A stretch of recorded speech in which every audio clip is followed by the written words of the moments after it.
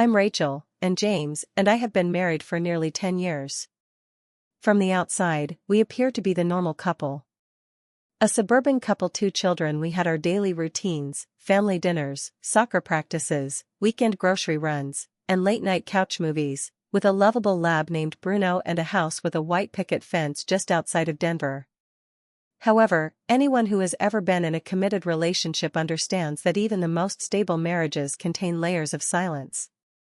Individual aspirations and unsaid desires. James approached me with that look on a Friday night, and I knew right away because of the way he hesitated before speaking and the way his fingers tapped the couch's armrest.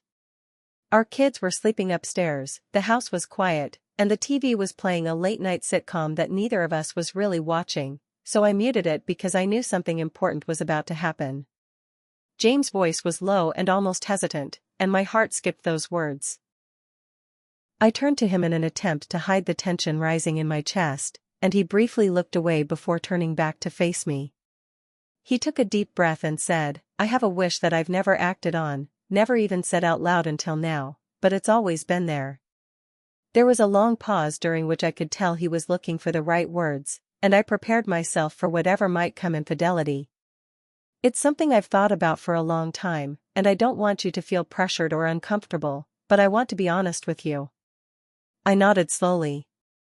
A change in career. It's not about love or how I feel about you or our family, it's just something personal, a part of me I've never had the courage to talk about, he added, referring to a buried past that was none of those things and that I wanted to explore. He finally opened up about a creative passion he buried for years. James had always been a solid practical guy, an accountant by profession, someone who thrived in spreadsheets and numbers, but ever since college he'd had a quiet dream of performing, not just acting in plays but something more expressive, more vulnerable. He wanted to do improv, not just for fun but seriously take classes, perform in front of an audience, maybe even tour regionally if it worked out. I was stunned, not because the idea was outlandish but because he had kept this locked away for so long. James, the man I thought I knew completely, had a dream I had never seen coming. I could see the anxiety in his eyes, the fear of rejection, of ridicule, and in that moment I realized something profound: how important it is to truly listen to the ones we love. Dreams, even the small ones, deserve a place to breathe. So I said yes to late-night classes and missing dinners, yes to solo parenting while he went to weekend rehearsals, yes to supporting him in a journey that might not lead to fame or success but would give him joy. The weeks that followed were filled with adjustments. He enrolled in a class downtown. He was nervous at first, but every evening he came home glowing, energized in a way I hadn't seen in years. Our kids were curious. Daddy was going to be on stage. We made it a family thing, cheering him on, watching him grow in confidence. Not everything was easy. There were moments of tension.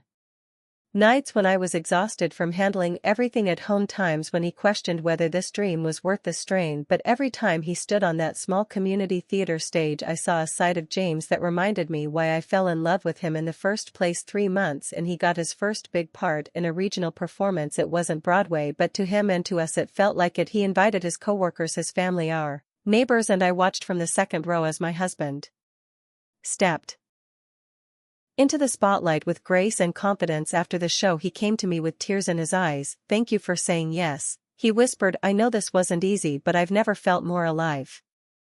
I woke up that night reflecting on how frequently we allow life to overshadow our passions. James's wish wasn't just about improv, it was about being seen, heard, and allowed to be vulnerable. My yes wasn't just support, it was love in its purest form. Now, nearly a year later, James still performs on a regular basis, and I've even taken a few classes myself to understand what makes him happy rather than perform. Our marriage feels different now, not just stronger but deeper. Sometimes a simple wish can open the door to a new chapter. All it takes is the courage to express it and the love to say it.